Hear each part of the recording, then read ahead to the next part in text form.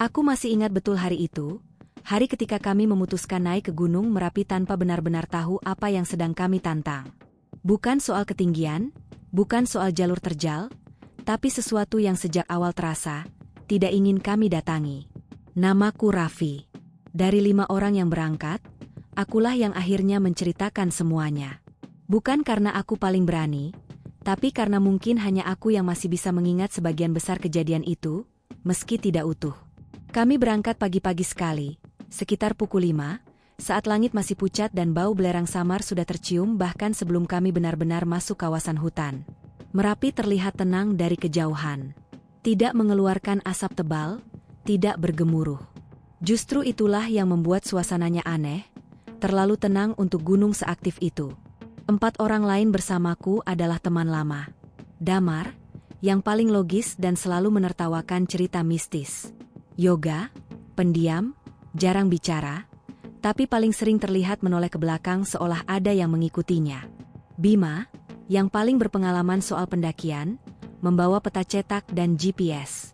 Dan Saka, yang sejak awal mengaku sebenarnya tidak enak badan, tapi tetap memaksa ikut. Kami tidak lewat jalur resmi. Itu keputusan bersama, meski sekarang aku tahu, keputusan itulah yang membuka semuanya. Alasannya sederhana, ingin jalur sepi, ingin lebih dekat dengan alam, kata Damar. Tapi saat kami berpamitan dengan seorang bapak penjaga warung kecil di kaki gunung, ekspresinya berubah saat tahu jalur yang akan kami ambil. Lewat situ?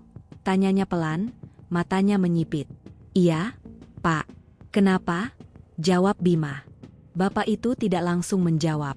Ia hanya menarik napas panjang lalu berkata, kalau lewat situ, jangan naik kalau sudah sore. Dan, jangan menanggapi kalau dengar suara pasar. Kami tertawa waktu itu.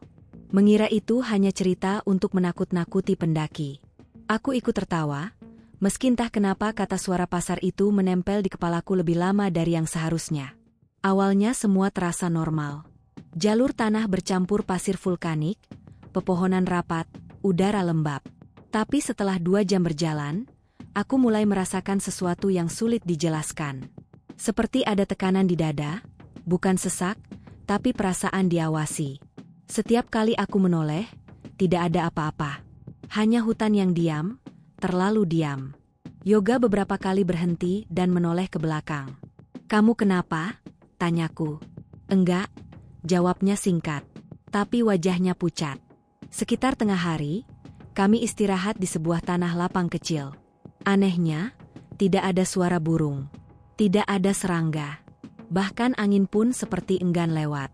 Saat kami membuka bekal, Saka tiba-tiba berbisik. Kalian dengar itu? Kami semua terdiam. Awalnya aku kira hanya angin. Tapi setelah benar-benar diam, terdengar suara yang sangat samar. Seperti gamelan. Pelan, terputus-putus, jauh, seolah datang dari balik tanah. Damar tertawa keras, memecah suasana. Halusinasi.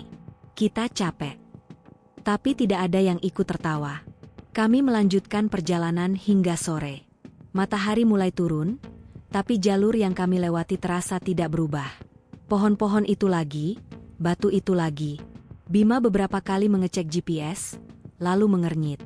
Aneh, katanya. Sinyalnya muter. Kami memutuskan mendirikan tenda sebelum gelap. Saat malam turun, suhu anjlok drastis. Api unggun menyala, tapi cahayanya terasa redup, seolah ditelan kabut tipis yang entah datang dari mana. Disitulah hal pertama yang benar-benar membuatku merinding terjadi. Aku sedang menambahkan kayu ke api saat melihat jejak kaki di pasir vulkanik. Jejak itu baru, masih jelas. Tapi arahnya, menuju tenda kami dari arah hutan, bukan dari jalur yang kami lewati. Kalian habis jalan ke sana? Tanyaku. Semua menggeleng. Jejak itu tidak berhenti di tenda. Ia berhenti tepat di dekat api unggun, lalu hilang. Tidak ada jejak kembali. Malam itu, tidak ada yang tidur nyenyak. Aku terbangun beberapa kali karena merasa ada yang berdiri di luar tenda. Tapi setiap aku membuka resleting, tidak ada siapa-siapa. Hanya kabut dan bau tanah basah bercampur belerang. Sekitar pukul 2 pagi, aku mendengar suara langkah. Pelan, teratur. Seperti orang berjalan santai. Aku menahan napas. Lalu suara itu berhenti tepat di depan tendaku. Ada suara orang berdehem. Lalu suara lelaki tua berkata pelan, sangat pelan, "Pasarnya sudah buka." Aku membeku. Aku tidak berani menjawab. Tidak berani bergerak. Beberapa detik, atau mungkin menit, kemudian, suara itu menghilang. Tidak menjauh. Tidak pergi. Seolah lenyap begitu saja. Pagi harinya, kami sepakat untuk segera turun. Tidak ada yang bercanda lagi. Tidak ada yang meremehkan. Tapi saat kami mulai berjalan, aku sadar sesuatu yang lebih mengerikan. Jalur yang kami lewati kemarin, tidak ada.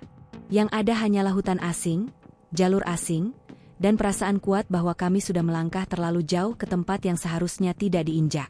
Dan saat itu, tanpa seorang pun mengucapkannya, kami semua tahu. Merapi tidak sedang menyesatkan kami. Ia sedang menerima kami. Kami berjalan sejak pagi dengan keyakinan sederhana. Asal terus turun, kami pasti menemukan jalur. Bima memimpin di depan, GPS di tangan, peta kertas di saku tasnya. Tapi dari cara ia sering berhenti dan memutar badan, aku tahu keyakinan itu mulai runtuh. Hutan di hadapan kami tidak terasa seperti hutan kemarin. Pepohonannya lebih rapat. Batangnya hitam seperti pernah terbakar tapi tidak hangus. Tanah di bawah kaki kami lembut. Terlalu lembut, seperti berjalan di atas abu yang belum sepenuhnya dingin.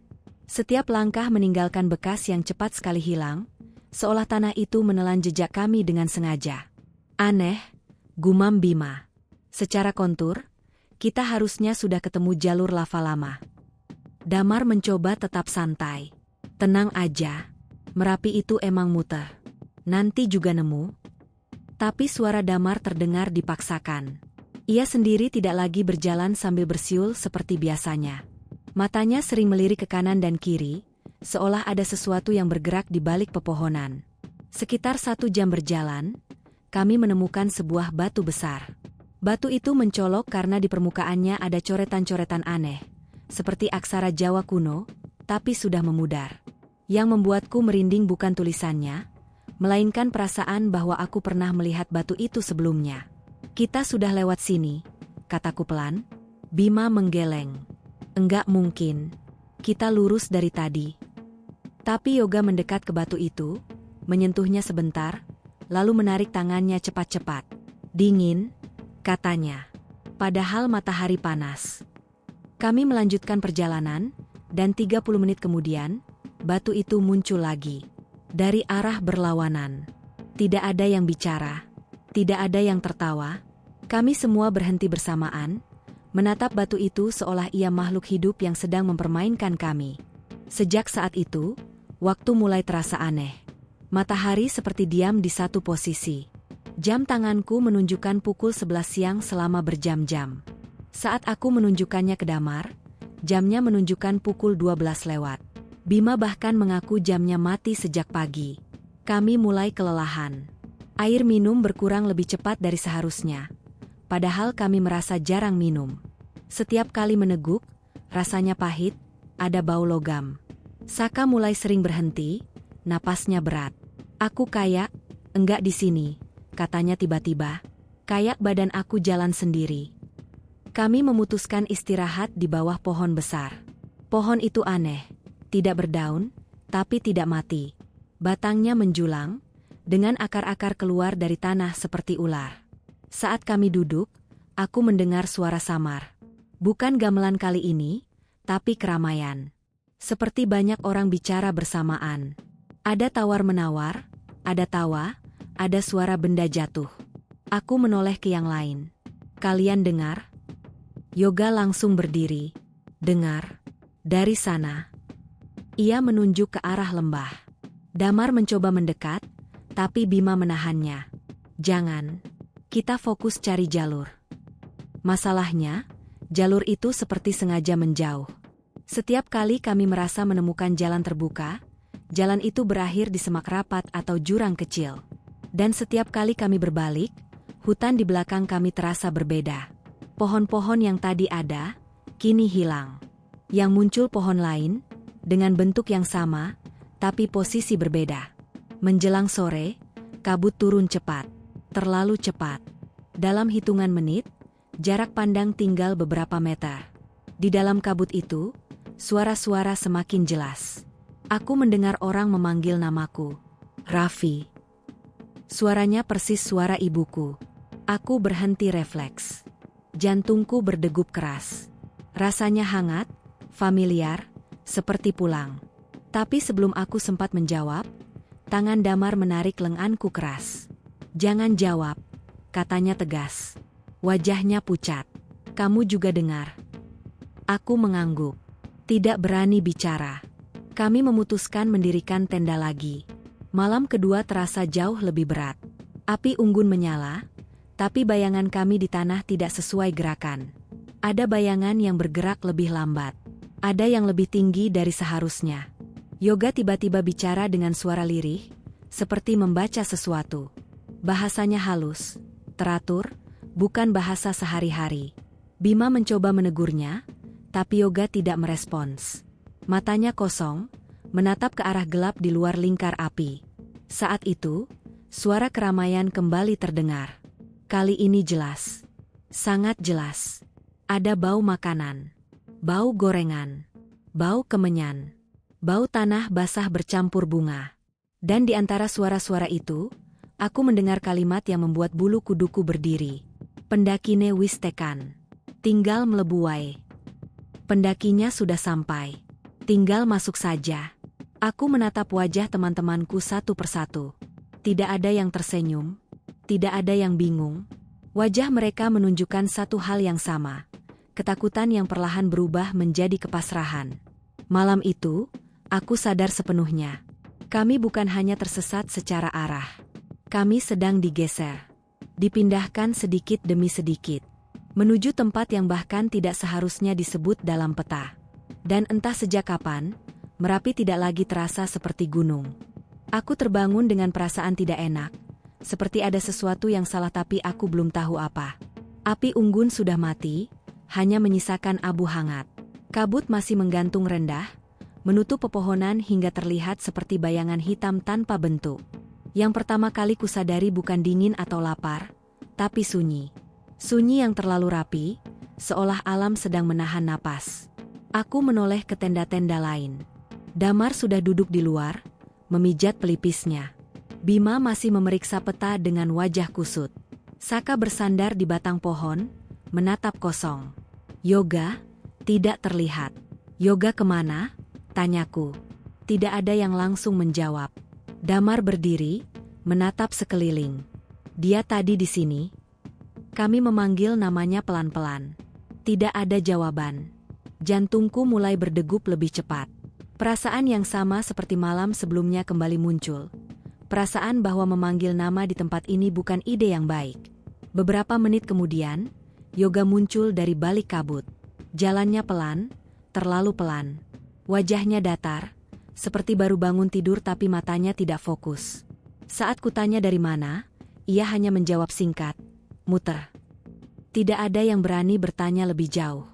Kami sepakat untuk bergerak lagi. Tapi hari itu terasa seperti pengulangan. Kami berjalan, berhenti, lalu berjalan lagi, dan selalu berakhir di tempat yang terasa familiar tapi tidak pernah benar-benar sama. Kadang kami menemukan bekas api unggun lama. Kadang kami melihat sobekan plastik makanan yang terasa, milik kami sendiri. Damar mulai marah. Ia menendang batu, mengumpat. "Ini nggak masuk akal. Kita nggak mungkin muter sejauh ini." Bima tidak menjawab. Ia hanya menunjuk ke tanah. Di sana ada 5 pasang jejak kaki, sejajar, rapi. Tapi arahnya berlawanan dengan arah kami berjalan. "Ini bukan jejak kita," katanya pelan. "Langkahnya beda." Saka mulai gemetar. "Kalau kita bukan yang jalan, lalu siapa?" Tidak ada yang menjawab. Menjelang siang, suara-suara itu kembali.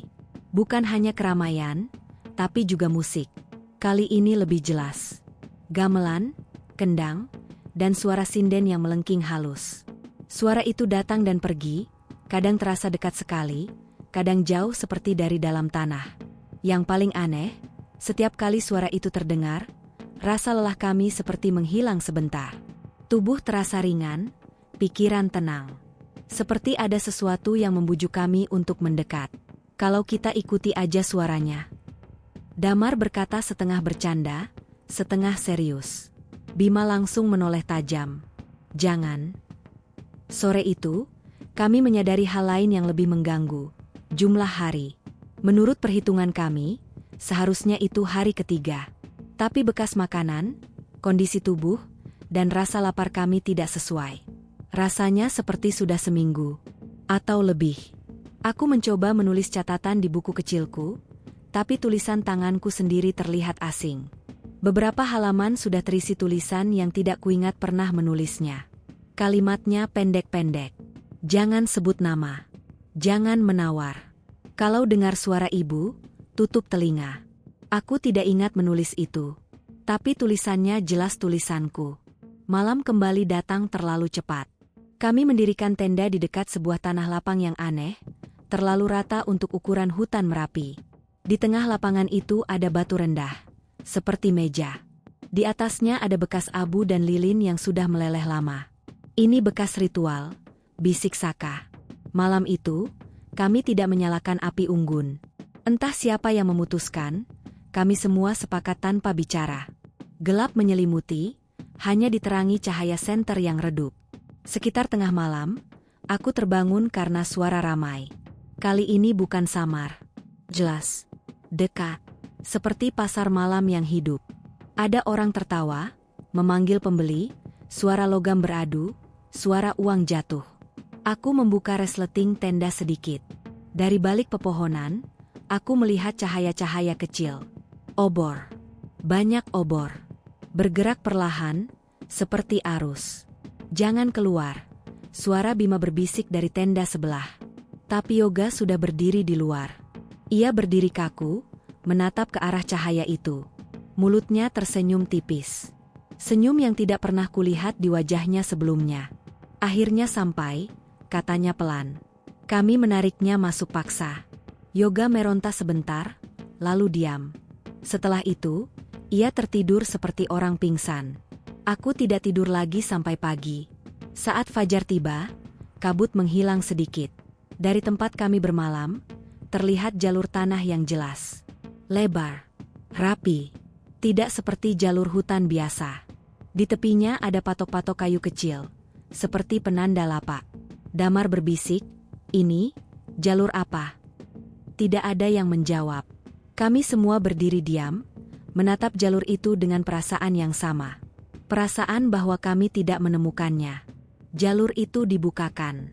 Dan di dalam kepalaku, kalimat dari buku catatanku kembali terngiang.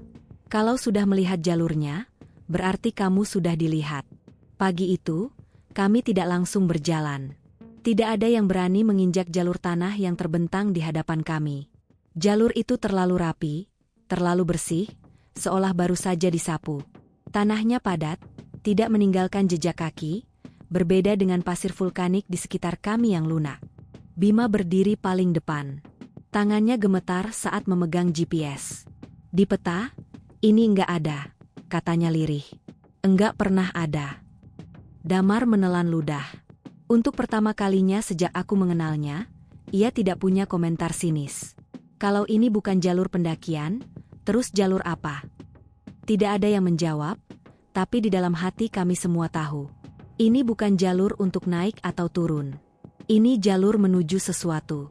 Kami mencoba menghindarinya. Berjalan menyamping, masuk kembali ke hutan. Tapi setiap langkah menjauh, hutan terasa makin rapat. Dahan-dahan rendah seperti sengaja menghalangi. Akar-akar mencuat, membuat kami tersandung. Beberapa menit kemudian, tanpa sadar, kami kembali berdiri di depan jalur itu. Yoga tersenyum kecil. Percuma, katanya. Kalau sudah dibukain, ya dilewati. Aku menatapnya. Kamu kenapa ngomong gitu? Ia menoleh, matanya jernih tapi asing. Aku cuma ingat. Dari dulu emang gini. Kalimat itu membuat bulu kuduku berdiri. Dari dulu, seolah ia pernah ada di sini sebelumnya. Akhirnya, kami melangkah. Satu persatu. Tidak ada hitungan, tidak ada aba-aba.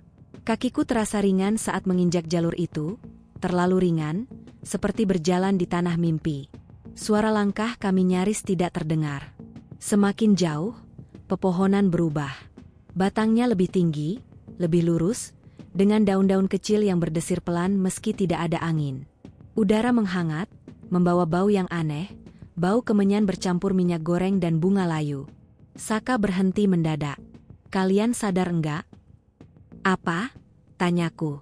"Gunungnya enggak kelihatan." Aku menoleh ke belakang. Benar. Siluet Merapi yang biasanya mendominasi pandangan kini hilang, tertutup kabut tebal. Seolah kami sudah berada di tempat lain, tempat yang tidak mengakui keberadaan gunung itu sendiri. Kami berjalan lama. Terlalu lama. Tapi tubuh kami tidak terasa lelah. Rasa lapar juga menghilang, digantikan perasaan tenang yang menakutkan. Seperti ada sesuatu yang menjaga kami agar tetap berjalan. Suara mulai terdengar lagi. Kali ini tidak samar. Suara manusia. Jelas. Dekat. Murah. "Ayo dilihat dulu." "Enggak beli enggak apa-apa." Damar berhenti. Wajahnya pucat. Itu suara pasar. Kami tiba di sebuah lapangan luas. Tanahnya hitam, rata. Di sekelilingnya berdiri tenda-tenda kecil dengan kain kusam berwarna coklat dan merah tua. Di antara tenda-tenda itu, obor menyala, meski hari masih siang. Banyak sosok bergerak di sana. Tinggi, pendek, kurus, gemuk. Tapi saat aku mencoba memfokuskan pandangan, wajah mereka seperti kabur, tidak mau ditangkap mata. Salah satu sosok mendekat. Pakaiannya seperti pedagang pasar tradisional, tapi kakinya tidak menyentuh tanah. "Pendaki ya?" Suaranya ramah. Terlalu ramah. "Silakan." Pasarnya baru buka. Aku ingin mundur. Kakiku tidak bergerak. Bima mencoba bicara. "Kami mau turun." "Salah jalan." Sosok itu tersenyum. "Di sini enggak ada salah jalan. Yang ada, waktu yang pas." Yoga melangkah maju satu langkah. "Aturannya apa?" tanyanya. Pedagang itu menoleh ke Yoga, matanya menyipit senang. "Ah, sudah diberitahu rupanya." Ia mengangkat satu jari. "Pertama, jangan sebut nama asli."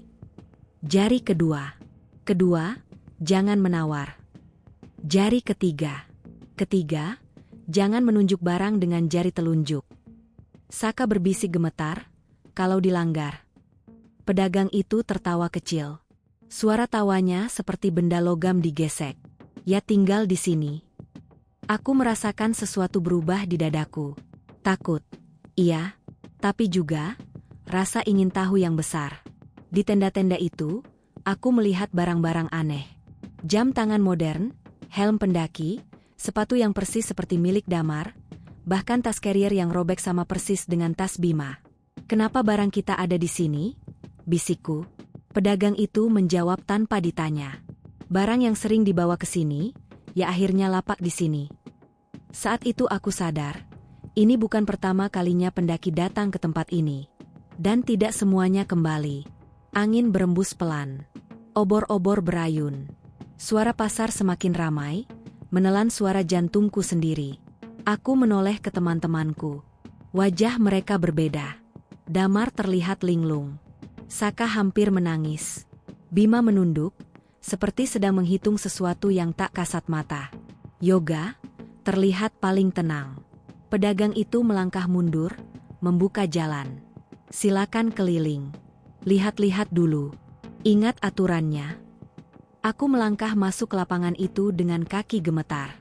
Dan saat kakiku melewati batas antara jalur dan lapangan, satu hal menjadi sangat jelas di kepalaku. Kami tidak lagi tersesat. Kami sudah sampai. Aku tidak tahu berapa lama kami berdiri di tepi lapangan itu sebelum akhirnya benar-benar bergerak. Waktu terasa melebar, seperti kain basah yang ditarik pelan-pelan. Suara pasar semakin ramai, menutup segala kemungkinan untuk berpikir jernih. Setiap suara terdengar normal, terlalu normal, seolah kami sedang berada di pasar tradisional biasa. Tapi bau, cahaya, dan wajah-wajah tanpa detail itu terus mengingatkanku. Ini bukan tempat manusia. Kami melangkah masuk. Begitu melewati batas lapangan, udara berubah. Lebih hangat, lebih berat. Dadaku terasa ditekan, bukan menyakitkan, tapi cukup untuk membuat napas pendek. Di sekeliling kami, para pedagang memanggil dengan suara ramah. Ayo, Mas. Lihat-lihat dulu. Cocok ini buat perjalanan. Aku menunduk, berusaha tidak menatap wajah mereka terlalu lama. Setiap kali aku mencoba fokus, wajah itu seperti bergeser, kabur, lalu kembali seperti semula. Seperti ada yang tidak ingin dikenali. Lapak-lapak berjejer rapi. Di satu lapak aku melihat kompas. Kompas tua, jarumnya berputar pelan. Di lapak lain ada botol air minum yang terlihat dingin dan segar. Tenggorokanku refleks menelan ludah. Aku sangat haus. Tapi di balik rasa haus itu, ada ketakutan yang lebih besar. Apapun yang diambil di sini, pasti tidak gratis. Bima berjalan di sampingku, mulutnya komat-kamit. Menghitung. Entah apa. Damar tertinggal sedikit di belakang, matanya liar, menatap barang-barang dengan campuran takut dan kagum. Raffi, bisiknya. Sepatuku ada di situ. Aku menoleh. Benar. Sepatu Damar, dengan sobekan kecil di bagian tumit kiri, terpajang rapi di atas tikar. Bersih. Seolah baru. Jangan ditunjuk, kataku cepat. Tangannya langsung turun. Wajahnya pucat. Saka makin parah. Ia memeluk tubuhnya sendiri, bahunya gemetar. Aku nggak kuat, katanya pelan. Ini salah. Kita harus keluar. Yoga berjalan paling depan. Aneh sekali melihatnya. Langkahnya mantap, matanya fokus. Seperti orang yang akhirnya sampai di tempat tujuan setelah perjalanan panjang. Beberapa pedagang bahkan mengangguk padanya, seperti mengenal. Salah satu pedagang menghentikan kami. Seorang perempuan tua, rambutnya disanggul rapi, pakai kebaya lusuh. Ia tersenyum lebar. Pendaki pertama kali ya? Tanyanya. Aku mengangguk pelan. Silakan. Tapi ingat, kalau mau sesuatu, sebutkan niatnya. Jangan pakai nama. Bayarnya apa? Tanya Damar tanpa sadar. Aku menahan napas. Perempuan itu tertawa kecil. Macam-macam. Ada yang bayar ingatan. Ada yang bayar mimpi. Ada juga yang bayar umur. Damar terdiam. Kami menjauh. Aku mulai sadar. Setiap langkah di sini adalah pilihan, dan setiap pilihan menggerus sesuatu dari diri kami. Kami berhenti di lapak yang menjual makanan. Gorengan hangat, nasi bungkus, bahkan kopi hitam yang mengepul. Bau kopi itu hampir membuatku menangis. Aku belum minum kopi berhari-hari, atau berminggu-minggu, aku sudah tidak yakin. Saka menatap lapak itu terlalu lama. Aku cuma mau makan, katanya. Sedikit aja. Bima langsung menarik lengannya. Jangan. Pedagang itu mencondongkan badan. Makanannya ringan kok. Cuma bayar satu kenangan kecil. Saka menoleh ke kami satu persatu. Matanya berkaca-kaca. Aku nggak mau mati di sini. Kalimat itu menusuk. Tapi tidak ada yang berani mengangguk. Tidak ada yang berani melarang dengan suara keras. Karena kami semua memikirkan hal yang sama. Saka akhirnya berkata pelan, saya mau. Ia mengambil satu gorengan. Tangannya gemetar saat menyentuhnya. Pedagang itu tersenyum puas. Kenangan apa? Tanyanya. Saka terdiam lama. Lalu berkata, kenangan masa kecil. Yang biasa aja. Pedagang itu mengangguk. Boleh. Saka menggigit gorengan itu. Seketika wajahnya berubah. Bukan kesakitan. Tapi kosong. Seperti ada sesuatu yang ditarik keluar dari kepalanya. Kamu nggak apa-apa? Tanyaku panik. Ia menatapku bingung. Kita? Kenal ya? Dadaku terasa runtuh. Saka lupa. Bukan lupa sebagian. Ia lupa kami. Ia duduk diam, makan dengan lahap, seperti orang asing yang kebetulan tersesat di tengah pasar. Pedagang itu menepuk tangannya. Transaksi selesai. Kami menarik Saka menjauh. Ia tidak melawan. Tapi matanya kosong, tidak lagi mengenali bahaya di tempat ini. Dan saat itu aku tahu, ini baru awal. Pasar makin ramai. Cahaya obor terasa lebih terang, atau mungkin mata kami yang mulai menyesuaikan. Aku melihat beberapa sosok yang tidak berjalan, tapi melayang rendah. Ada juga yang jalannya terbalik, kaki dulu, kepala menyusul. Anehnya, tidak ada yang merasa itu janggal. Tiba-tiba terdengar teriakan. Kami menoleh. Damar berdiri di depan sebuah lapak. Wajahnya merah. Di depannya, seorang pedagang laki-laki kurus memegang jam tangan. Itu jam gue, teriak Damar. Balikin. Jantungku hampir berhenti. Ia menunjuk. Dengan telunjuknya, pasar mendadak sunyi. Obor-obor berhenti bergoyang. Pedagang-pedagang menoleh bersamaan. Senyum mereka hilang. Pedagang kurus itu menatap Damar. Aturannya dilanggar, katanya datar. Damar mundur selangkah. Gue cuma.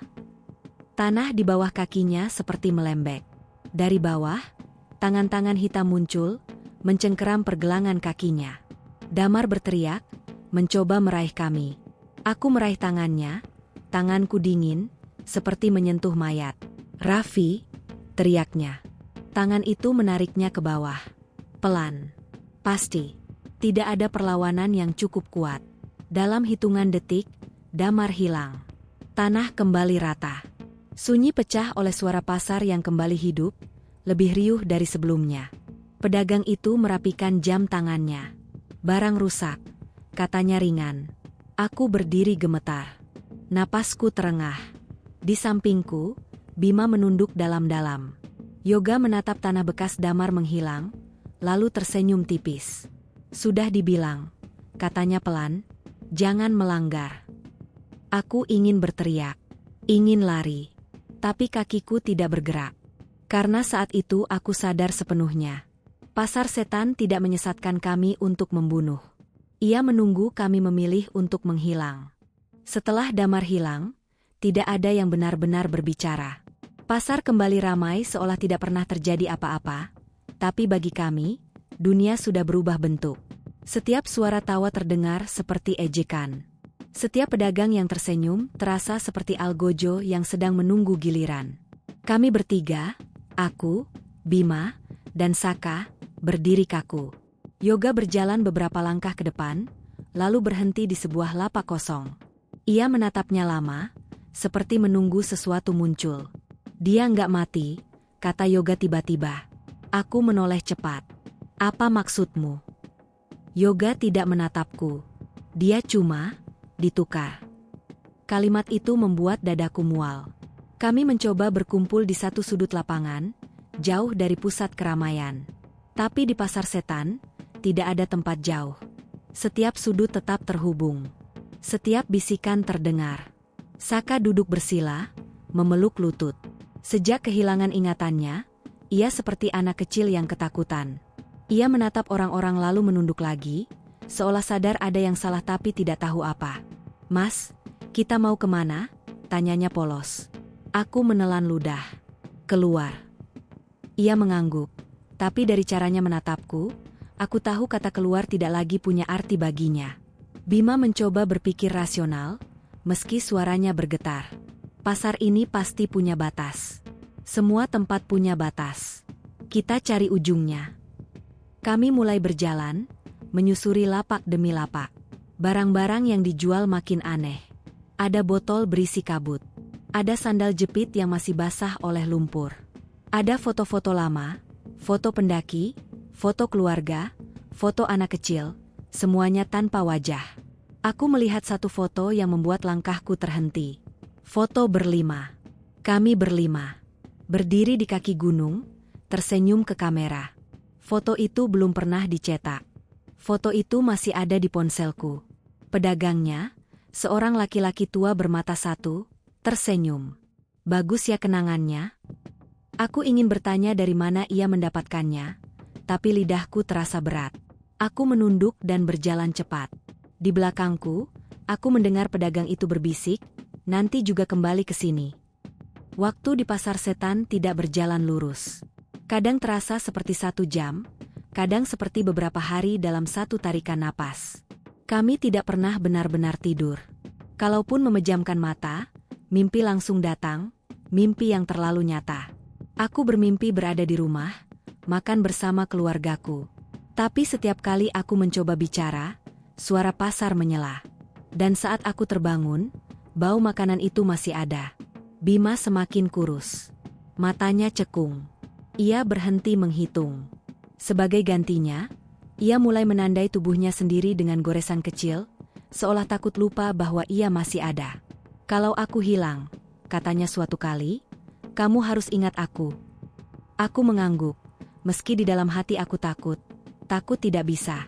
Yoga semakin berubah. Ia sering berbicara dengan pedagang, berdiskusi tentang harga dan imbangan. Ia tidak pernah menawar. Ia tahu aturannya. Beberapa pedagang memanggilnya dengan sebutan aneh. Wong Sing Eling. Orang yang ingat. Aku pernah menariknya menjauh. Kamu di pihak siapa sebenarnya? Ia menatapku lama. Aku di pihak yang masih punya waktu. Hari berikutnya, atau mungkin hari yang sama, Bima membuat kesalahan. Kami menemukan lapak yang menjual peta. Peta kertas, usang, tapi jelas menunjukkan jalur keluar dari lapangan itu. Bima berdiri terpaku di depannya. Ini dia, bisiknya, ini jalan keluar. Pedagangnya seorang perempuan muda, wajahnya cantik, terlalu cantik untuk tempat ini. Ia tersenyum lembut. Silakan, tapi mahal. Bima mengangguk. Apapun. Bayarnya bukan barang, kata perempuan itu, tapi keputusan. Bima tidak langsung mengerti. Keputusan apa? Perempuan itu menunjuk ke arah Saka. Tinggalkan dia. Di sini. Aku langsung berdiri di depan Saka. Tidak. Bima menatapku. Wajahnya hancur. Kalau kita nggak keluar, kita semua habis.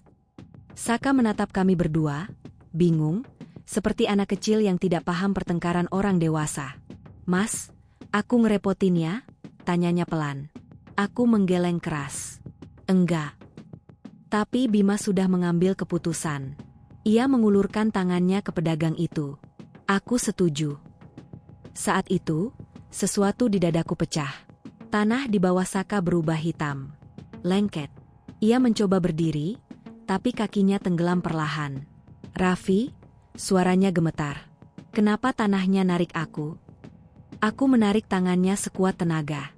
Tapi tarikan itu terlalu kuat. Seperti menarik tubuh dari lumpur hidup. Bima memalingkan wajah. Ia tidak sanggup melihat. Saka berteriak. Menangis. Memanggil nama yang bahkan tidak ia ingat sepenuhnya. Dalam hitungan menit, tubuhnya tenggelam sampai dada, lalu leher, lalu hilang. Tangannya terlepas dari genggamanku, meninggalkan rasa dingin yang tidak akan pernah hilang. Peta itu berpindah tangan ke Bima. Pedagang perempuan itu tersenyum puas. Transaksi selesai.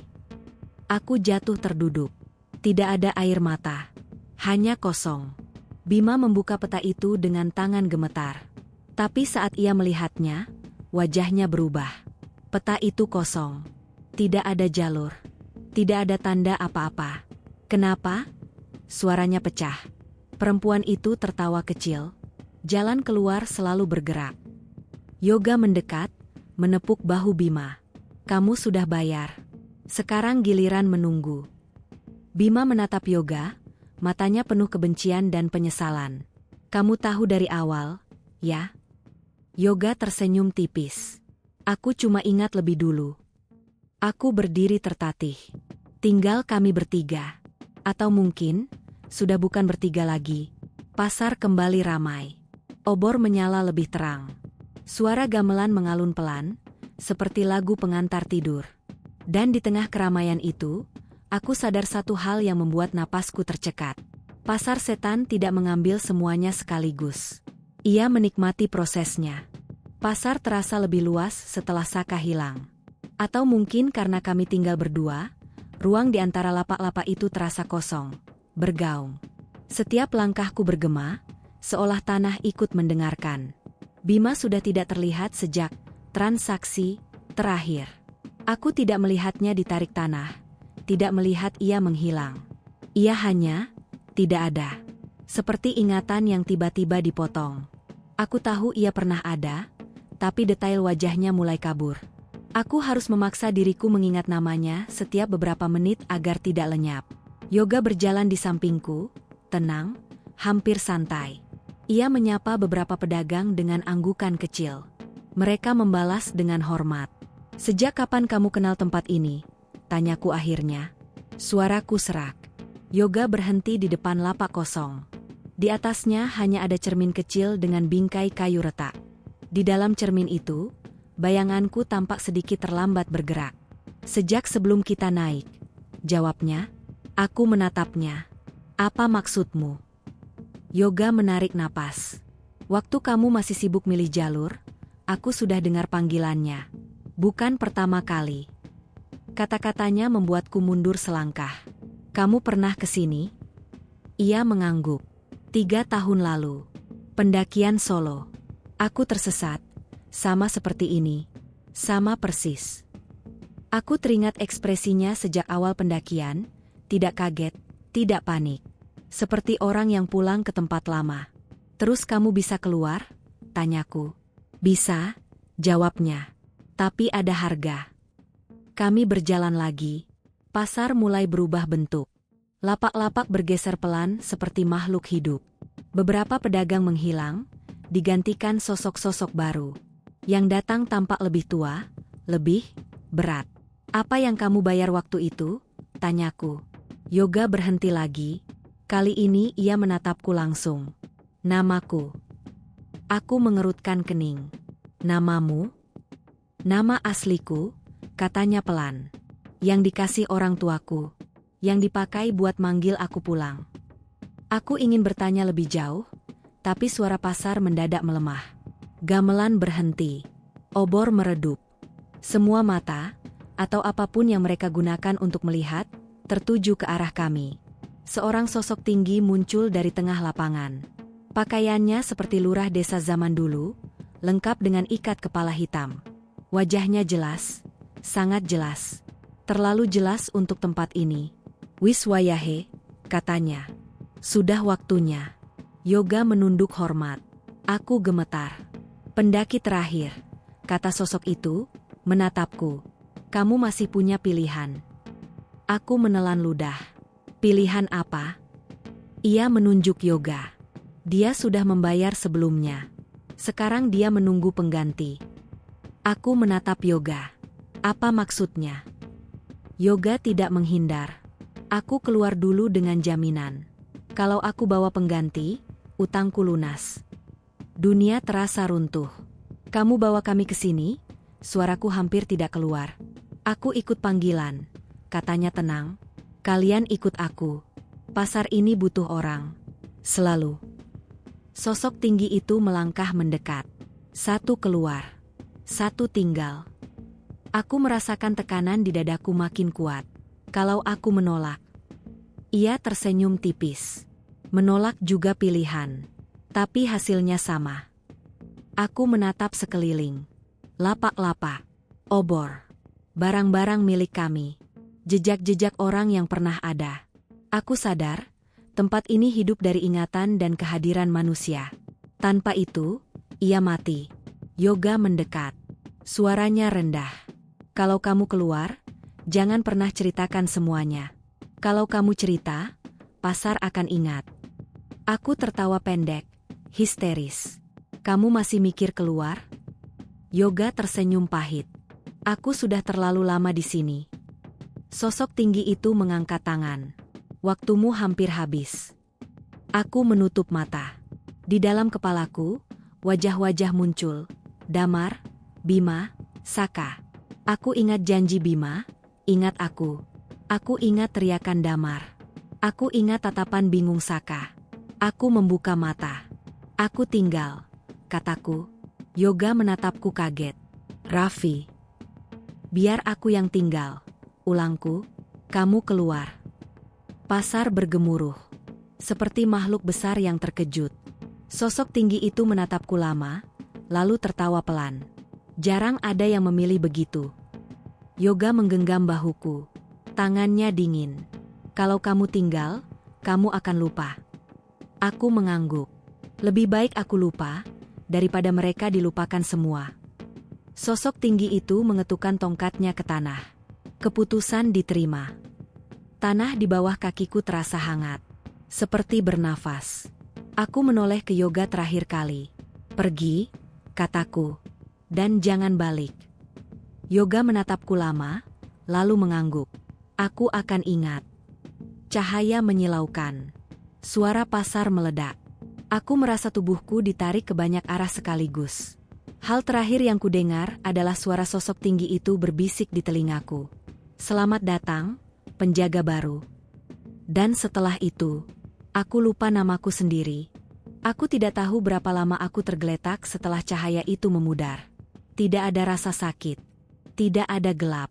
Yang ada hanya diam, seperti berada di dasar sumur tanpa dinding.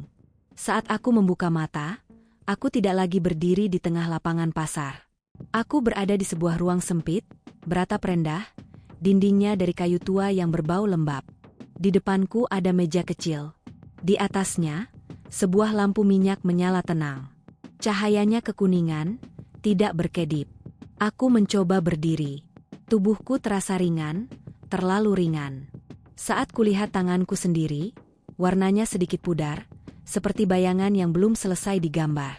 Bangun, suara seseorang terdengar dari belakangku. Aku menoleh.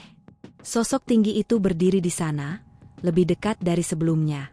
Wajahnya kini tampak lebih tua, keriputnya dalam, matanya hitam pekat seperti lubang tanpa dasar. "Di mana aku?" tanyaku. Ia tersenyum tipis.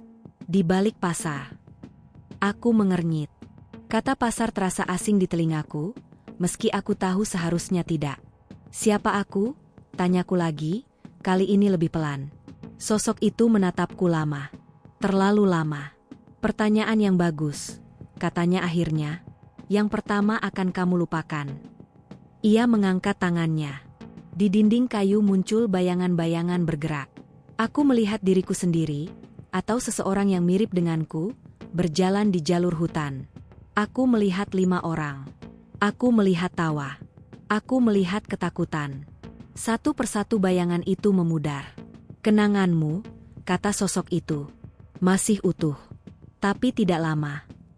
Dadaku terasa sesak. Aku setuju tinggal. Tapi aku bukan. "Bukan apa?" potongnya. "Bukan pedagang? Bukan penjaga? Semua yang tinggal di sini dulunya juga bukan." Ia mengetukkan tongkatnya ke lantai. Suara itu menggema, lalu berubah menjadi suara pasar. Riuh, hidup, memanggil. "Kamu akan belajar," katanya. "Aturan pertama, jangan mengingat terlalu keras. Ingatan yang dipeluk terlalu erat akan melukai pasar." Aku ingin marah. Ingin menolak. Tapi emosi itu terasa jauh. Seperti milik orang lain. Yang tersisa hanya kelelahan panjang. Ia membawaku keluar ruangan. Kami berjalan melewati lorong-lorong sempit yang menghubungkan lapak-lapak dari belakang. Di sini, pasar terlihat berbeda. Tidak ada obor, hanya cahaya redup dari lampu-lampu kecil. Para pedagang tampak beristirahat. Beberapa duduk diam, beberapa menatap kosong, beberapa merapikan barang yang tak terlihat. "Mereka seperti aku?" tanyaku. "Dulu," jawabnya. "Mereka datang sebagai tamu. Pergi sebagai fungsi." Kami berhenti di sebuah lapak kosong. Tikarnya bersih. Di depannya ada papan kayu kecil tanpa tulisan. "Ini milikmu," katanya. "Aku jual apa?" tanyaku. Ia tersenyum. "Yang paling laku." Aku menunggu. Ia tidak langsung menjawab. Hanya menatapku, seolah menilai. "Kesadaran," katanya akhirnya. "Momen terakhir sebelum orang membuat pilihan." Aku menelan ludah. Aku tidak tahu caranya. "Kamu akan tahu," katanya ringan. "Kamu sudah melakukannya." Tiba-tiba aku melihat seorang pendaki muda berdiri beberapa langkah dariku. Wajahnya pucat, matanya liar. Ia menatap sekeliling seperti aku dulu. Dadaku bergetar. Ada sesuatu yang ingin keluar. Nama, peringatan, teriakan. Mulutku terbuka. Kata-kata hampir keluar. "Pergi. Jangan ambil apapun." Tapi sebelum suara itu lahir, kepalaku berdenyut. Rasa sakit menusuk. Tajam, Singkat. Aku terhuyung. Jangan, suara sosok tinggi itu kini tepat di telingaku. Kamu melanggar aturan. Aku menarik napas. Rasa sakit menghilang. Bersamaan dengan itu, dorongan untuk menolong ikut menghilang. Yang tersisa adalah jarak. Jarak dingin yang membuat semuanya terasa wajar. Pendaki itu menoleh ke arah lapakku. Mas, ini di mana? Aku menatapnya. Kata-kata keluar begitu saja, halus, terlatih. Pasar. Lihat-lihat dulu. Ia mendekat. Di matanya aku melihat bayangan diriku sendiri di masa lalu. Tapi bayangan itu cepat kabur. Kalau mau keluar? Tanyanya. Aku diam sejenak. Lalu menjawab, ada harga. Ia menelan ludah. Bayarnya apa? Aku melihat ke dalam dirinya. Entah bagaimana caranya, aku tahu. Semua orang membawa sesuatu ke sini. Ketakutan. Penyesalan. Janji. Kamu mau bayar apa? Tanyaku balik. Ia terdiam. Dan di saat itu, aku paham. Sosok tinggi itu berdiri di kejauhan, mengangguk pelan. Waktu berlalu, atau tidak. Aku tidak bisa lagi membedakannya. Lapakku terisi dan kosong berkali-kali.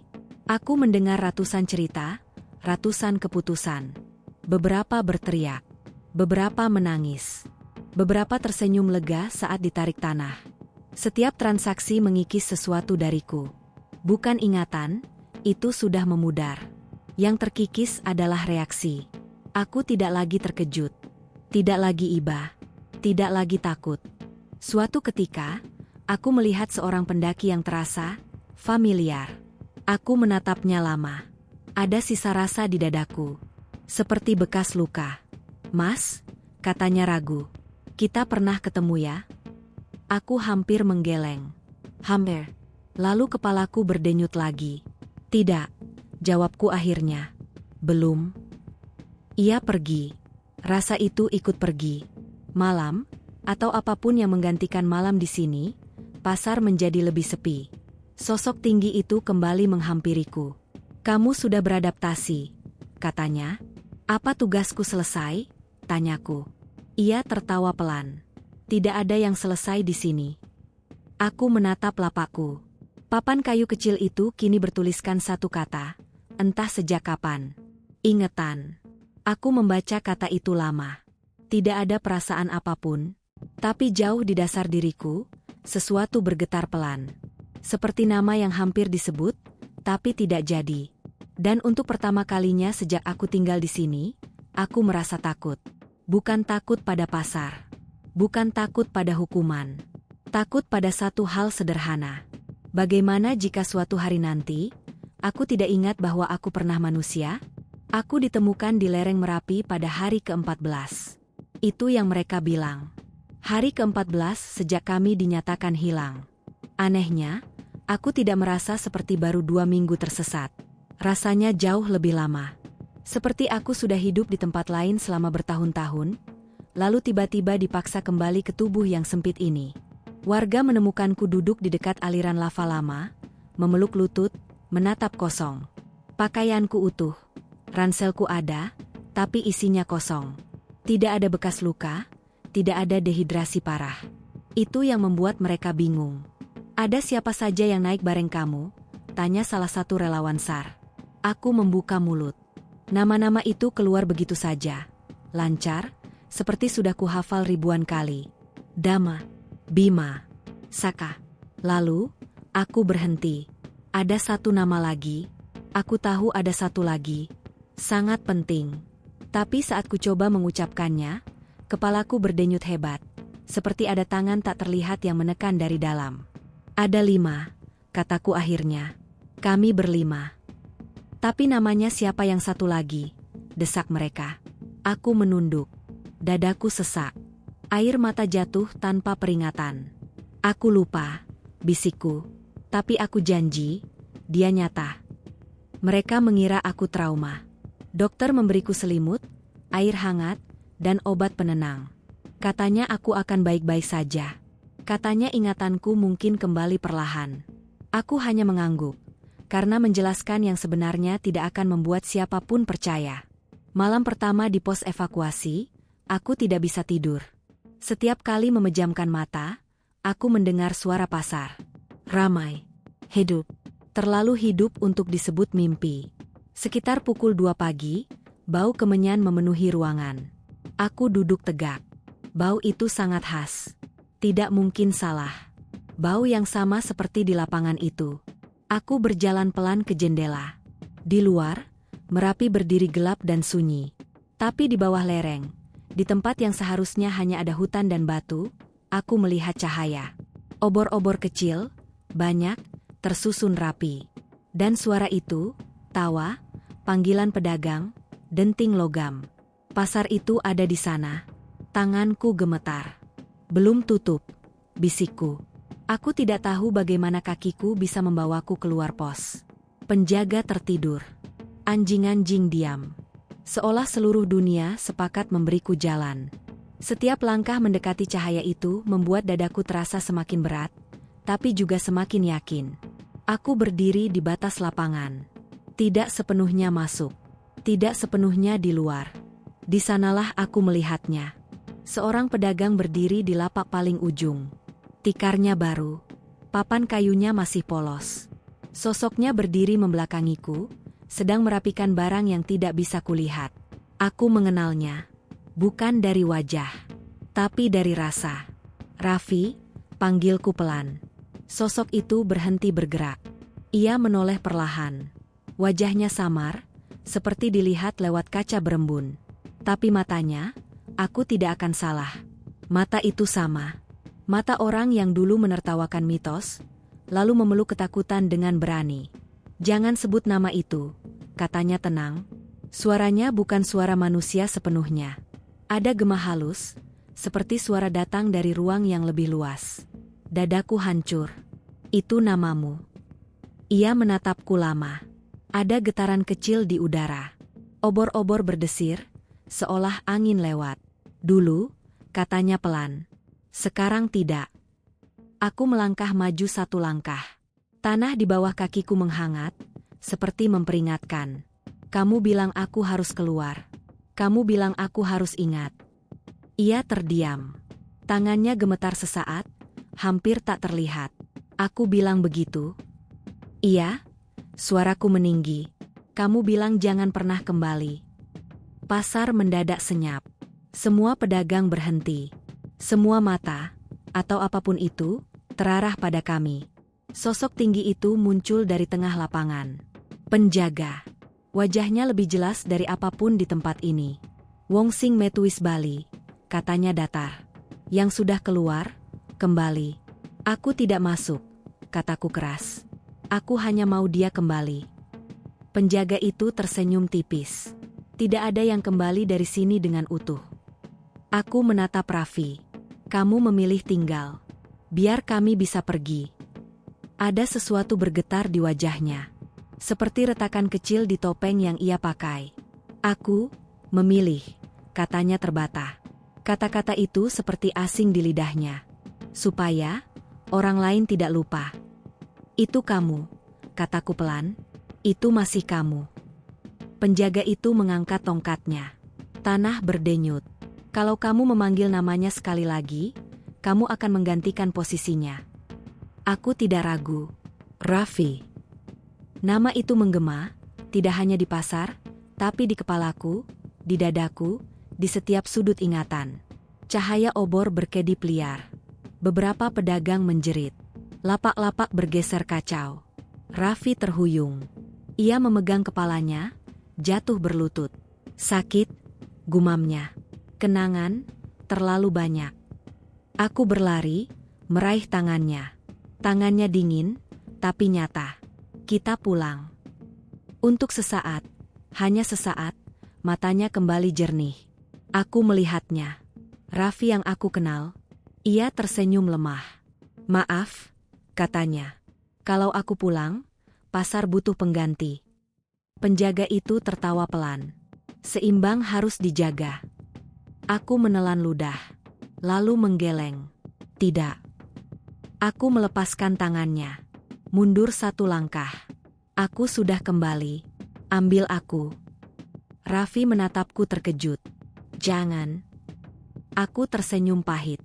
Kali ini, giliranku yang ingat. Penjaga itu menatap kami berdua lama. Lama sekali. Pasar bergemuruh, seolah menunggu keputusan. Akhirnya, tongkat itu diketukkan ke tanah. Utang lama lunas, katanya. Tapi harga baru tetap ada. Cahaya menyilaukan meledak. Aku terjatuh. Saat aku sadar, aku berada di lereng Merapi, sendirian. Pasar hilang. Cahaya hilang. Suara hilang. Beberapa hari kemudian, aku menyadari sesuatu yang mengerikan. Aku ingat semuanya. Dama, Bima, Saka, pasar, penjaga. Tapi setiap kali aku mencoba mengingat wajah Raffi, yang muncul hanya lapak kosong. Dan aku tahu, dengan keyakinan yang membuatku gemetar. Pasar setan memang menepati janji. Selalu ada penjaga. Dan kali ini, penjaganya bukan Raffi. Laporan resmi ditutup 7 hari setelah aku ditemukan. Di kertas itu, hanya ada satu nama korban selamat, Yoga Pratama. 4 pendaki lain dinyatakan hilang, kemungkinan jatuh ke jurang atau tertimbun aktivitas vulkanik lama. Tidak ada kata pasar. Tidak ada kata mistis. Tidak ada kejanggalan. Gunung Merapi, aman dikunjungi kembali. Itu kalimat terakhir di laporan. Aku menandatangani berkas itu dengan tangan gemetar. Setiap goresan tinta terasa seperti kebohongan kecil yang dipaksakan. Tapi aku tidak melawan. Aku tidak membantah. Karena setiap kali aku mencoba menjelaskan, aku merasakan tekanan di dada, peringatan halus, seperti sentuhan tanah hangat di telapak kaki. Pasar tidak suka disebut. Aku kembali ke rumah orang tuaku di Magelang. Mereka menangis saat melihatku. Katanya aku kurus, mataku kosong. Katanya aku sering melamun, seolah mendengarkan sesuatu yang tidak mereka dengar. Mereka benar. Setiap malam, tepat pukul 2, aku terbangun. Bukan karena mimpi buruk. Justru karena mimpi yang terlalu nyata. Aku melihat lapangan itu. Lapak-lapak berbaris rapi. Obor menyala tenang. Pasar setan Merapi tidak lagi kacau. Ia teratur. Stabil. Dan di tengah lapangan, ada lapak kosong. Lapak itu selalu bersih. Tidak pernah dipakai. Seolah disisakan. Aku tahu untuk siapa. Beberapa bulan berlalu. Orang-orang mulai lupa. Nama-nama Damar, Bima, Saka, perlahan hanya disebut keluarga mereka. Media berhenti bertanya. Jalur pendakian dibuka kembali. Pendaki baru naik dengan tawa dan kamera. Aku mencoba hidup normal. Kerja serabutan. Ngopi. Tertawa jika perlu. Tapi ada hal-hal kecil yang berubah. Aku bisa tahu arah tanpa kompas. Aku bisa merasakan tanah yang ramah dan yang lapar. Aku tahu kapan harus berhenti melangkah, bahkan sebelum melihat tanda bahaya. Dan yang paling mengerikan, aku mulai mendengar panggilan itu. Bukan suara jelas. Lebih seperti rasa rindu yang datang tiba-tiba. Seperti ada tempat yang menungguku pulang. Suatu sore, aku kembali ke Merapi. Sendirian. Tanpa ransel. Tanpa niat mendaki. Aku hanya duduk di batas jalur, memandang ke atas. Angin membawa bau belerang dan kemenyan. Belum waktunya, bisikku pada diriku sendiri. Angin berhenti. Bau itu menghilang. Aku tahu kesepakatan masih berarti. Suatu malam, saat hujan turun pelan, aku bermimpi sangat jelas. Aku berdiri di lapangan pasar. Tidak sebagai tamu. Tidak sebagai tawanan. Sebagai penjaga. Sosok tinggi itu berdiri di hadapanku. Wajahnya samar sekarang. Seperti mulai dilupakan. Waktumu belum, katanya. Tapi suatu hari, kamu akan menggantikan aku. Aku menatap lapak kosong itu. Lalu dia? Sosok itu terdiam sejenak. Dia memilih untuk tidak dilupakan. Aku terbangun dengan napas tersengal. Di telingaku, ada suara pelan, sangat pelan, seperti tawa kecil yang kukenal. Aku tidak pernah melihat Raffi lagi. Tidak di mimpi. Tidak di pasar. Tidak di ingatan yang utuh. Tapi kadang, saat aku menyebut namanya dalam hati, dadaku terasa hangat. Seperti ada yang mendengar. Beberapa tahun kemudian, aku membaca berita kecil di sudut halaman daring. Seorang pendaki mengaku melihat pasar tradisional muncul tiba-tiba di lereng Merapi saat malam hari. Tim menyatakan itu halusinasi akibat kelelahan. Aku menutup ponsel. Menarik napas panjang. Sudah mulai, gumamku. Malam itu, aku kembali bermimpi. Pasar lebih ramai dari sebelumnya. Lapak-lapak baru bermunculan. Barang-barang aneh dipajang. Dan di lapak kosong itu, ada lampu kecil menyala. Bukan obor. Lampu minyak. Tanda bahwa penjaganya masih ada. Dan belum menyerah. Aku menulis semua ini bukan untuk dibaca. Bukan untuk dipercaya. Tapi sebagai pengingat, untuk diriku sendiri. Kalau suatu hari aku hilang. Kalau namaku hanya tinggal catatan kecil di laporan. Kalau orang-orang bilang Merapi aman dan sunyi. Ingat satu hal.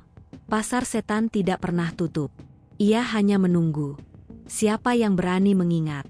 Dan jika suatu malam kamu mencium bau kemenyan di jalur pendakian, jangan menoleh ke cahaya obor. Jangan menjawab panggilan.